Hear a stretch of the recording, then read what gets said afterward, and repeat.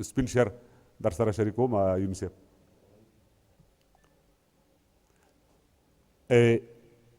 یو درې بیته ترې مخکې و، ای د نازبینو د چم خانه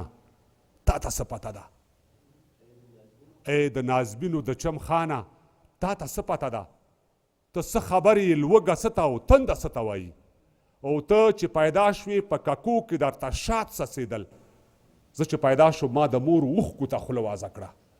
او تا چې قدم کې خود دیګونه ولسونو خوړل،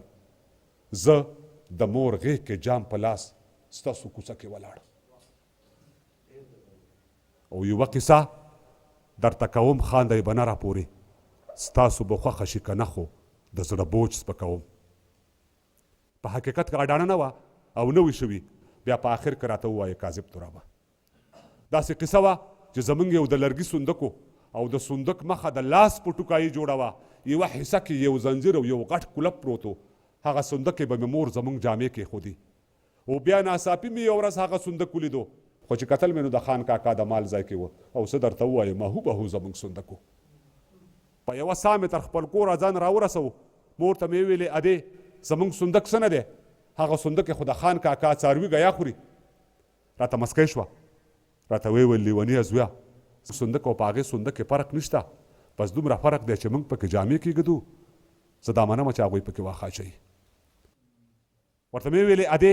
خبره شوې به یې، زمونږ د کلي خلک وایي چې سبا اختر دی،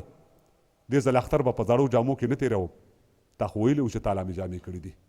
او یوه رنګینه شان جوړه یې راته وښودله، د خوشحالۍ نه په ما یو نه دوه ځلي اختر شو، د خوشحالۍ نه په یو ډوله کوره ووتمه، له ډېره نازه مې غرهار یې د موټر شروع کړو، زړه کې مې ویل چې سیالي مې برابره شو، اوس په یوه ساه به یې تر لوبغالي پورې ورسېدم، ښې ډېرې بډې مې د کلي په کوڅو کې وکړې، لنډه په دا چې د موټر جلب مې بیا راته وکړو، د خولې هارن به مې وهلو، بریک ته هم ودرېدم، په لاره لاره مې دوه درې ماشومان هم ووهل،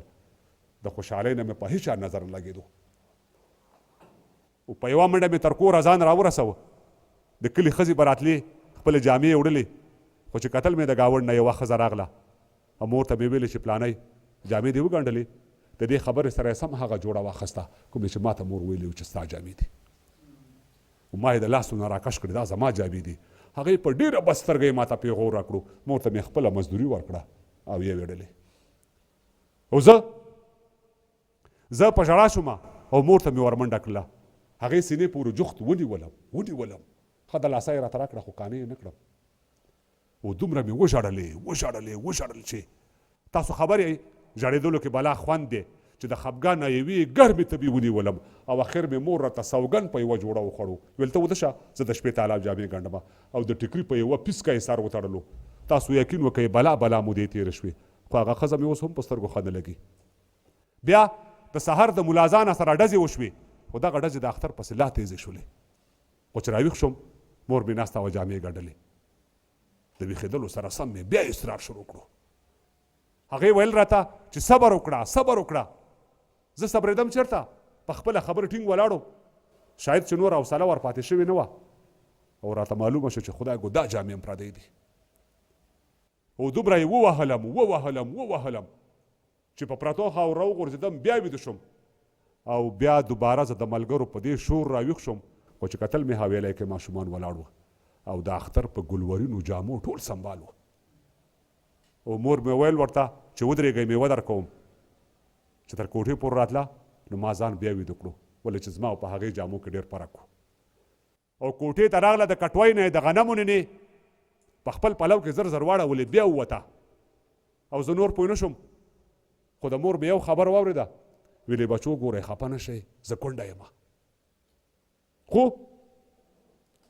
ماشومانو د غنمو نینې وانخستې،